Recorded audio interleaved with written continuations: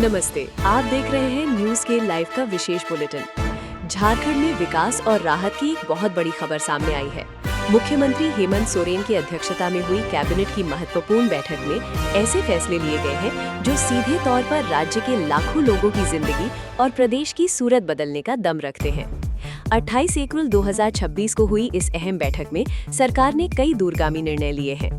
सबसे बड़ी राहत उन दैनिक वेतनभोगी कर्मचारियों के लिए आई है जो वर्षों से अपनी सेवा के सम्मान का इंतजार कर रहे थे। अब उनकी सेवा अवधि को जोड़कर उन्हें पेंशन का लाभ दिया जाएगा। इसका सीधा मतलब ये है कि उनकी वर्षों की मेहनत अब खाली नहीं जाएगी और उनका भविष्य सुरक्षित होगा। विकास के मोर्चे पर बात करें तो राजधानी रांची को ट्रैफिक जाम से मुक्ति दिलाने के लिए 2 बड़े फ्लाईओवर प्रोजेक्ट्स को हरी झंडी मिली है। अरगोड़ा चौक से दीपढी ब्रिज तक करीब 469 करोड़ रुपए की लागत से एक शानदार एलिवेटेड रोड बनेगा।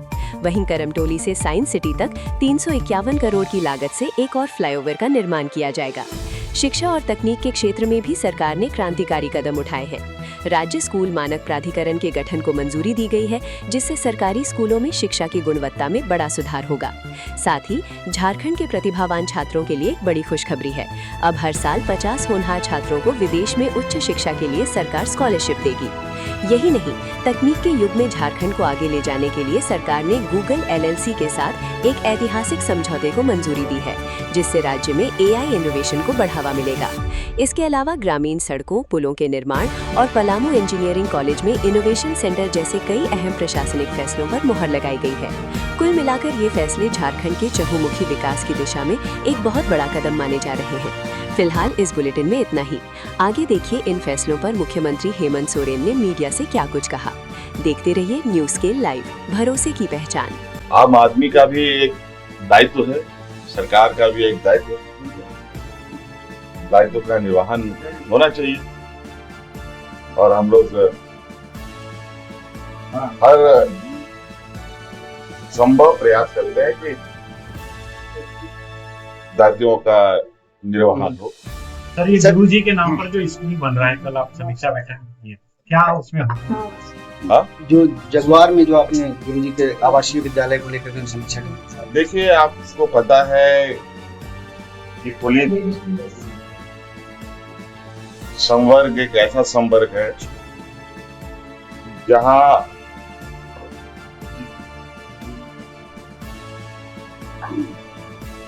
विभिन्न घटनाओं में हमारे पुलिस के जवान मारे जाते हैं, चाहे वो राज पुलिस के हो, CRPF हो या BSF हो या और पुलिस फोर्स हो। और उनके निधन के बाद, और आपको पता है कि पुलिस की नौकरियों में चाहे सीमा पर लड़ने वाले पुलिस जवान हो या चाहे राज्य के अंदर पुलिस तैनात हो, इन सब जगहों पर लगभग जो लोग होते हैं वो सभी बहुत ही मेहनतकश परिवार के नौजवान होते हैं। कोई खान का होता है, कोई मजदूर का होता है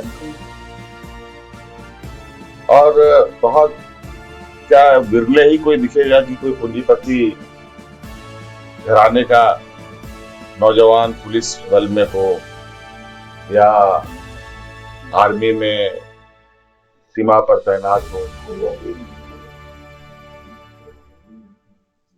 और कभी किसी घटना में अगर मृत्यु हो जाती है तो परिवारजनों का क्या हालत होता है, आप सबको पता है। आज हम लोगों ने विशेष रूप से इन्हीं जवानों के लिए ये व्यवस्थाएं करने का निर्णय लिया है कि जो भी जवान अपने बच्चों को वहां अपने ही वातावरण में बनाए गए विद्यालय में उनकी शिक्षा दीक्षा हो, जो विभिन्न घटनाओं में जिनकी मृत्यु हो जाती है या उनको नुकसान पहुंचता है, उनके बच्चे उसमें पढ़ सकें, चाहे वो बॉयज हो गर्ल्स हो, दोनों कोएड स्कूल के रूप में उसको हम लोग स्थापित करने का हम लोगों ने मनसा बनाया है और आवासीय विद्यालय भी होगा। और बहुत मतलब एक वो भी एक एक्सीलेंस की तरह ही उसको डेवलप किया जाए।